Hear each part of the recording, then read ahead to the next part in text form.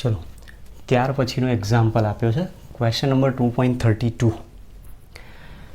Question આપ્યો છે એની રકમ ઉપરથી તમે જોશો તો ઘણું બધું તમારે અહીંયા બેક જે તમે ધોરણ 11માં ભણીને આવ્યા એ ટોપિકને રિમાઇન્ડ કરવા પડશે. જોઈએ શું છે આમાં. તો સૌથી પહેલાં કીધું છે જો 10 ગ્રામ 2-ક્લોરોબ્યુટેનોઇક એસિડ, કાર્બન આપ્યા છે ટોટલ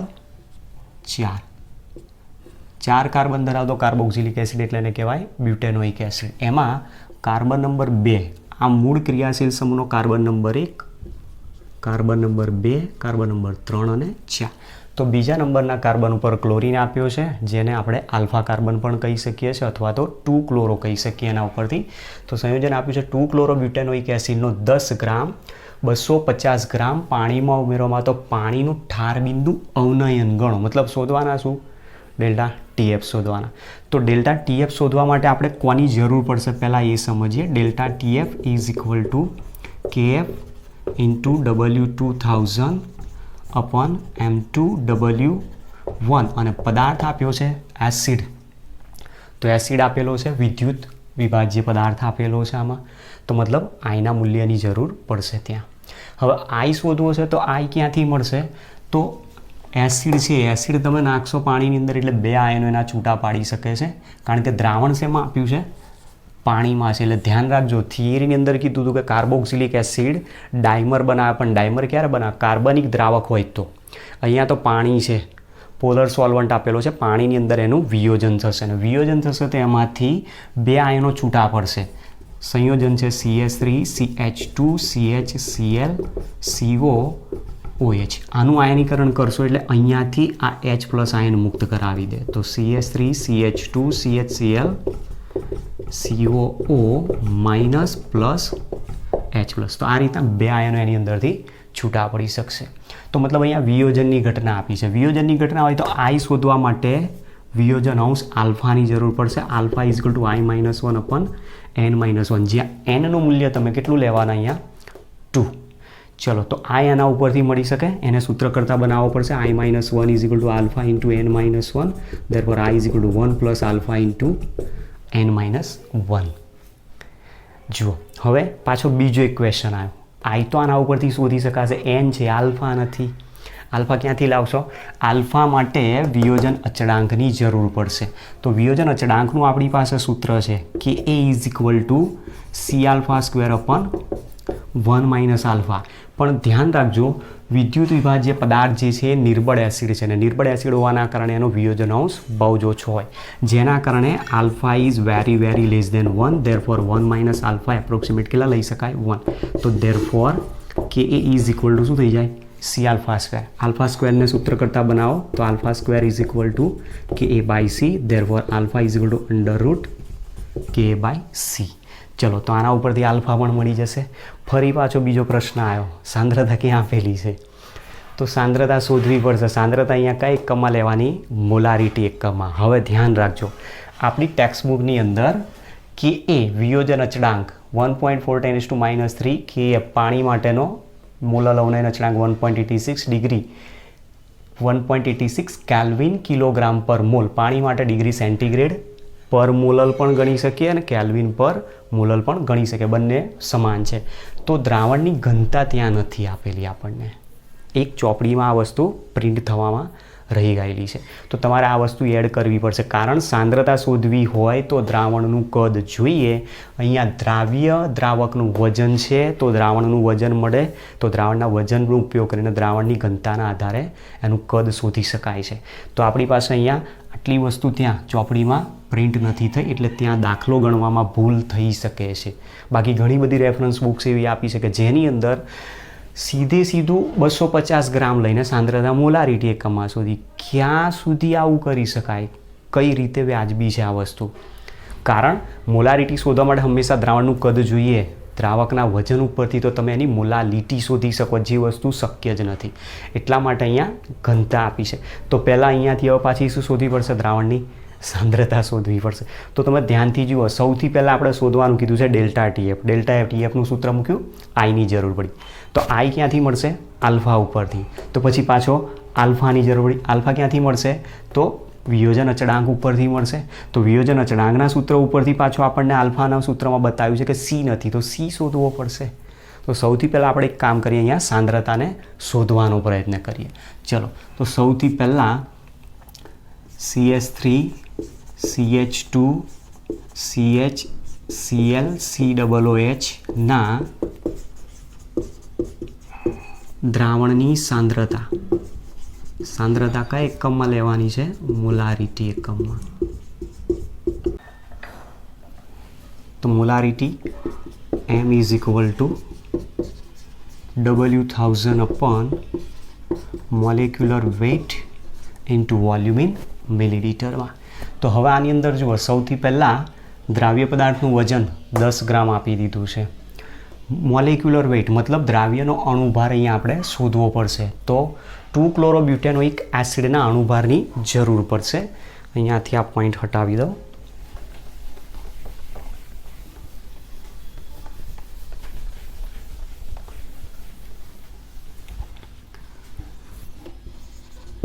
અહીં W બરાબર 10 ગ્રામ અણુભાર જોઈશે.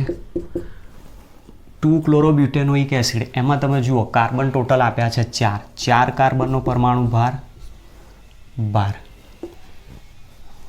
પ્લસ હાઇડ્રોજન 3 ને 2 5 ને 1 6 ને 1 7, તો 7 હાઇડ્રોજનનો ટોટલ પરમાણુ ભાર, 1 ક્લોરીન 35.5 વત્તા 2 ઓક્સિજન 16-32, ટોટલ કરશો તો 122.5 ગ્રામ પ્રતિ મોલ એનો અણુભાર મળશે. બાકી રહ્યું હવે દ્રાવણનું કદ. દ્રાવણનું કદ શોધવા માટે સૌથી પહેલાં દ્રાવણનું વજન શોધી નાખીએ. દ્રાવણનું વજન બરાબર દ્રાવ્યનું વજન વત્તા દ્રાવકનું વજન 10 વત્તા 250 બરાબર 260 ગ્રામ. તો 260 ગ્રામ દ્રાવણનું કદ કેટલું થાય તેના માટે ઘનતાનો ઉપયોગ કરીએ. દ્રાવણની ઘનતા બરાબર દળ ભાગ્યા કદ. ધેરફોર દ્રાવણનું કદ બરાબર દળ ભાગ્યા ઘનતા. તો ઇઝ ઇક્વલ ટુ દળ છે આપણી પાસે 260 ગ્રામ, એની ડેન્સિટી આપેલી છે 0.904 ઇઝ ઇક્વલ ટુ 287.61 મિલીલીટર થાય. તો જુઓ, દરેકની કિંમત આપણને અહીંયાથી મળી ગઈ. હવે કિંમત આની અંદર મૂકીએ અને એમાંથી શું શોધી નાખીએ? એની સાંદ્રતા મોલારિટી એકમમાં કેટલી મળે છે. Therefore M is equal two W10 into 1000 upon molecular weight 122.5 into 287.61. Therefore, molarity is equal to 0.283 mall પર લિટર. આટલી એની સાંદ્રતા મળશે. તો આપણને સાંદ્રતા સીનું મૂલ્ય અહીંયાથી મળી ગયું. સીના મૂલ્યનો ઉપયોગ કરવાનો છે અને એમાંથી વિયોજન અચળાંકના સૂત્ર ઉપરથી આપણે આલ્ફા શોધવાનો છે. ચલો, તો આગળનો પોઈન્ટ લઈએ અહીંયા. હવે વિયોજન અચળાંક કે એ બરાબર C alpha square upon 1 minus alpha, પરંતુ alpha is very less than 1, therefore 1 minus alpha approximate alpha. Therefore Ka is equal to C alpha square થાય. અહીંયા લખી દઈએ છે. Therefore alpha square is equal to Ka upon C. Therefore alpha is equal to under root Ka by C is equal to Ka નું મૂલ્ય આપ્યું છે 1.4 10⁻³ upon સાંદ્રતા સી 0.0 અરે 0.283.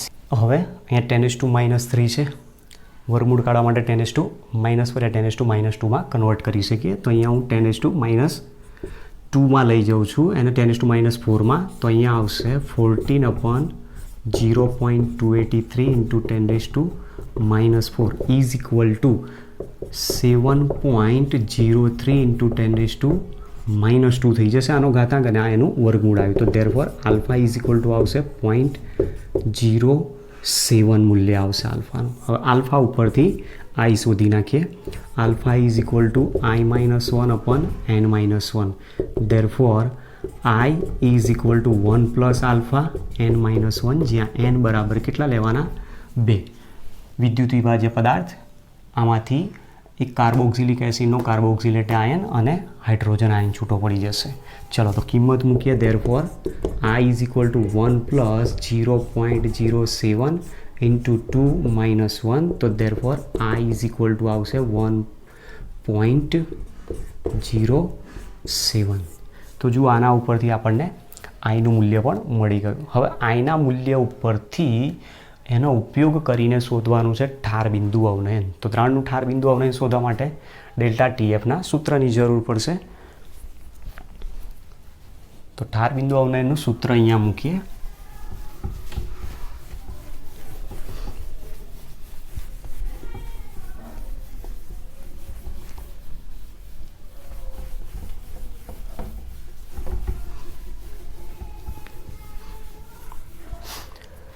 સૂત્ર મૂકીશું દ્રાવણનું ઠાર બિંદુ અવનયન. ધેરફોર દ્રાવણનું ઠાર બિંદુ અવનયન delta TF is equal to KF into W2000 upon M2W1 into I. જ્યાં આપણે કિંમત મૂકવાની છે, જ્યાં કેએફ બરાબર 1.86 કેલ્વિન કિલોગ્રામ પર મોલ, W2 દ્રાવ્ય પદાર્થનું વજન 10 ગ્રામ, M2 બરાબર 122.5 ગ્રામ પ્રતિ મોલ અને W1 બરાબર છે 250 ગ્રામ. અને આઈનું મૂલ્ય શોધી નાખ્યું છે, I ઇઝ ઇક્વલ ટુ 1.0. ચલો તો આ બધાની કિંમત આની અંદર મૂકી દઈએ. Therefore delta TF is equal to 1.86 into 10 into 1000 upon 122.5 into 250 into 1.07 is equal to 0.649 something આવશે, જે એપ્રોક્સિમેટ 0.65 લઈ શકીએ. તો આપણી બુકની અંદર અહીંયા જવાબ જો જોવા જાઓ તો કેલ્વિનમાં આવવો જોઈએ. પાણી માટે કેલ્વિન અને ડિગ્રી સેન્ટીગ્રેડ બંને સરખા છે. તો મતલબ ચોપડીની અંદર આપણે અહીંયા આન્સર શેમાં આપેલો છે? 0.65 ડિગ્રી સેન્ટીગ્રેડમાં. તો આપેલા દ્રાવણનું ઠાર બિંદુ અવનયન 0.65 ડિગ્રી સેન્ટીગ્રેડ જેટલું આપણને મળી શકે છે. તો તમે જુઓ દાખલાની અંદર ખાલી રકમમાં જો આ ડેન્સિટી જ ના આપેલી હોત તો પછી તમે એની સાંદ્રતા ના શોધી શકતા. સાંદ્રતા જો ના શોધી શક્યા હોત તો આલ્ફાનું મૂલ્ય ના મળે. જો આલ્ફાનું મૂલ્ય ના મળે તો આઈનું મૂલ્ય ના મળે. આઈનું મૂલ્ય ના મળે તો ડેલ્ટા ટીએફ પણ ના શોધી શકાય. તો વસ્તુ સમજવા જેવી છે કે રકમમાં જે પ્રિન્ટ નથી થયું એ વસ્તુ આપણે ત્યાં એડ કરી દેવાની છે. ઓકે, લખી દો.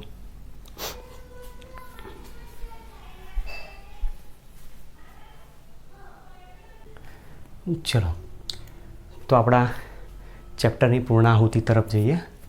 લાસ્ટ એક્ઝામ્પલ આપણો જે બાકી છે એમાં વોન્ટ ઓફ ફેક્ટરને રિલેટેડ, કારણ વિયોજન અચળાંક પાછો આપ્યો છે. ફરી પાછી એની એ જ ભૂલ આ દાખલાની અંદર. ભૂલ શું છે? દ્રાવણની ઘનતા અહીંયા પણ નથી આપેલી. દ્રાવણની ઘનતા ફરીથી આપણે લખી દેવાની છે. જુઓ રકમ આપી છે 19.5 ગ્રામ ફ્લોરો એસિટિક એસિડ CH3COOH હોય તો આપણે એસિટિક એસિડ કહીએ. એમાં આલ્ફા કાર્બન પરથી હાઇડ્રોજનનું વિસ્થાપન ફ્લોરિન દ્વારા બતાવ્યું, એટલે કહેવાય fluoro acetic acid. Fluoro acetic acid 500 ગ્રામ પાણીમાં ઓગાળવામાં આવ્યો છે. દ્રાવ્ય પદાર્થનું વજન, દ્રાવકનું વજન, પાણીના ઠાર બિંદુનું અવનયન 1 ડિગ્રી સેન્ટીગ્રેડ છે, મતલબ ડેલ્ટા TF આપ્યો છે. ફ્લોરો એસિટિક એસિડનો વિયોજન અચળાંક અને વોન્ટ ઓફ અવયવ શોધો એવું કીધું છે. તો સૌથી પહેલાં આપણે જરૂર પડશે વિયોજન અચળાંકનું સૂત્ર પહેલાં જોઈએ.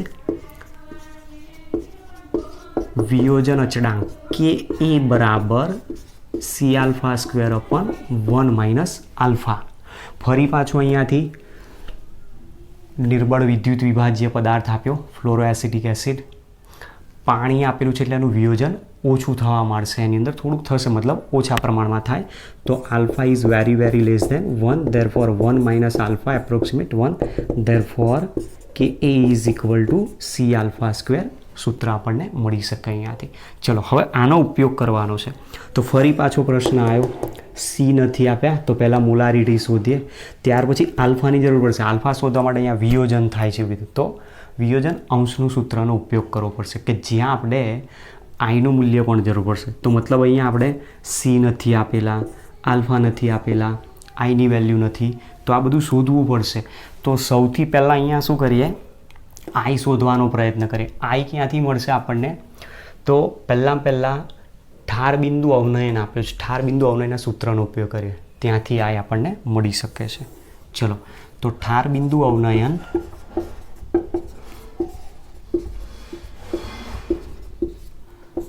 Delta TF is equal to KF into W2000 upon M2W1 into I. જે અહીંયા કિંમત કોની આપેલી છે? તો કેએફ નથી આપ્યો, પાણી છે દ્રાવક તરીકે, તો મતલબ શું લેવાના? 1.86 કેલ્વિન અથવા ડિગ્રી સેન્ટીગ્રેડ પર મોલલ. W2 દ્રાવ્યનું વજન 19.5 ગ્રામ. એસિડનો અણુભાર મળશે 78 ગ્રામ પ્રતિ મોલ જેટલો થશે. ચલો, ત્યાર પછી W1નું મૂલ્ય, તો W1 અહીંયા આપેલા છે આપણને 500 ગ્રામ. હવે પ્રશ્ન એ આવ્યો કે આઈની વેલ્યુ શું છે? અહીંયા આઈ નથી આપેલો, તો આપણને ડેલ્ટા ટીએફ આપી દીધો છે. Delta TF is equal two 1.0 degree centigrade, પણ આઈ નથી આપ્યો, તો આઈ શોધવા માટે આપણે કોની જરૂર પડશે? આલ્ફાની જરૂર પડશે. તો પહેલાં આલ્ફા શોધતા પહેલાં કે એનું મૂલ્ય આપેલું છે આપણને.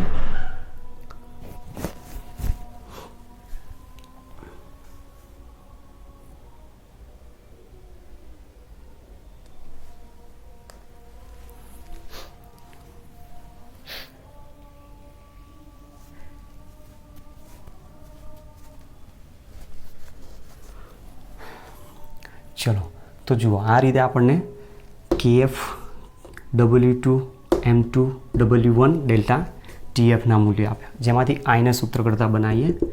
Therefore I is equal to delta TF into M2W1 upon KF into W2 into 1000.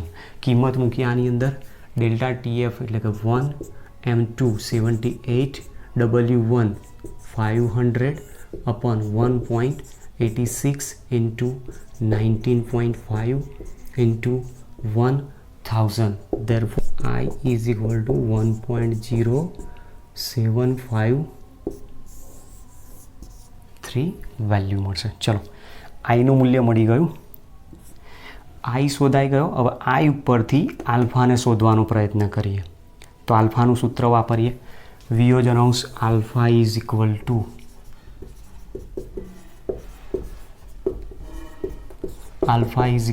I-1 upon N-1. N ફરી પાછું અહીંયા ફ્લોરાસિટિક એસિડ 2 આયનો છૂટા પાડશે, તો N બરાબર 2 લઈ લેવાના છે.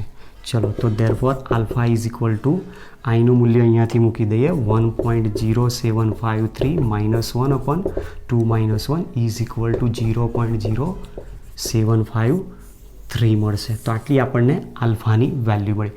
હવે આલ્ફાનું મૂલ્ય મળી ગયું, એના ઉપરથી કે એને શોધવાનો પ્રયત્ન કરવો પડશે.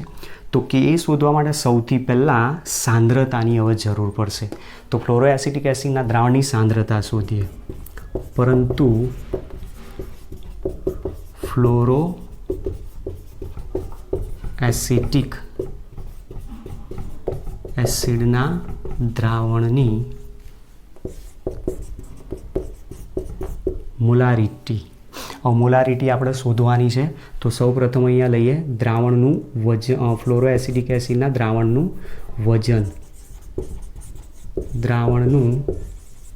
વજન.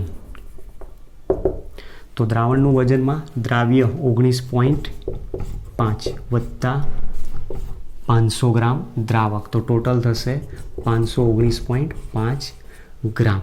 તો ધેરફોર દ્રાવણની ઘનતા બરાબર દળ ભાગ્યા કદ. તો ધેરફોર દ્રાવણનું કદ બરાબર દળ ભાગ્યા ઘનતાનો ઉપયોગ કરો, તો 519.5 અપોન ઘનતા આપેલી છે 1.124. કદ અહીંયા મળશે આપણને 462.19 મિલીલીટર. તો જો દ્રાવણનું કદ મળી ગયું. કદનો ઉપયોગ કરીને હવે સૌથી પહેલાં દ્રાવણની સાંદ્રતા શોધીએ. તો દ્રાવણની સાંદ્રતા શોધવા માટે પ્રયત્ન કરીએ. આને અહીંયાથી હટાવી દઉં છું.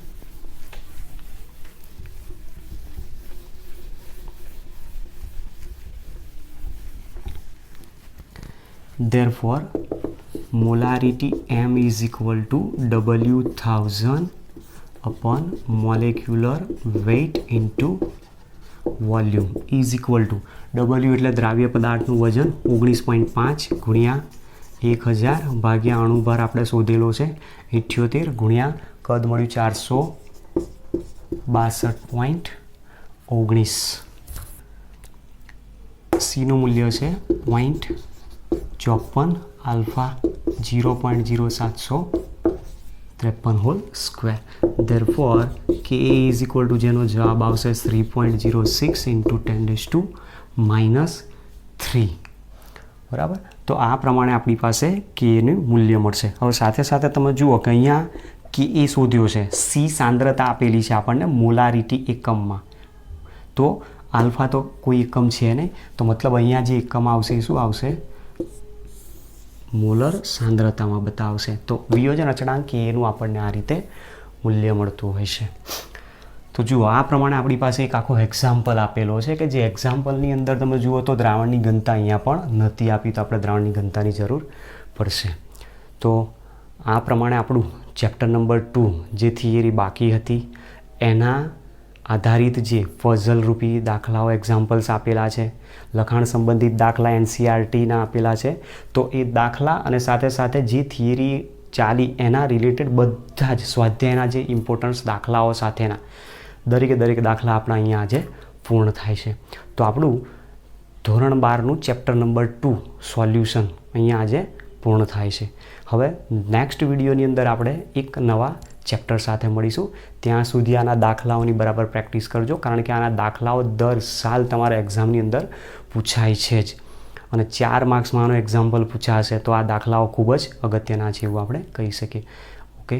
અને નવા ચેપ્ટરની અંદર હજુ પણ કેટલાક મિત્રો તમારા એવા હોય કે જેને ચેનલ લિંક ના મળી હોય તેને લિંક શેર કરો, સબસ્ક્રાઈબ ના કર્યા હોય તો એમને કહો કે સબસ્ક્રાઈબ કરી દે, તો જેથી તેમને જે તે નવા વિડીયો અપલોડ થાય એના દરેકે દરેક લિંક નોટિફિકેશનની અંદર આપણને એમને મળી શકે છે. Okay, thanks to all.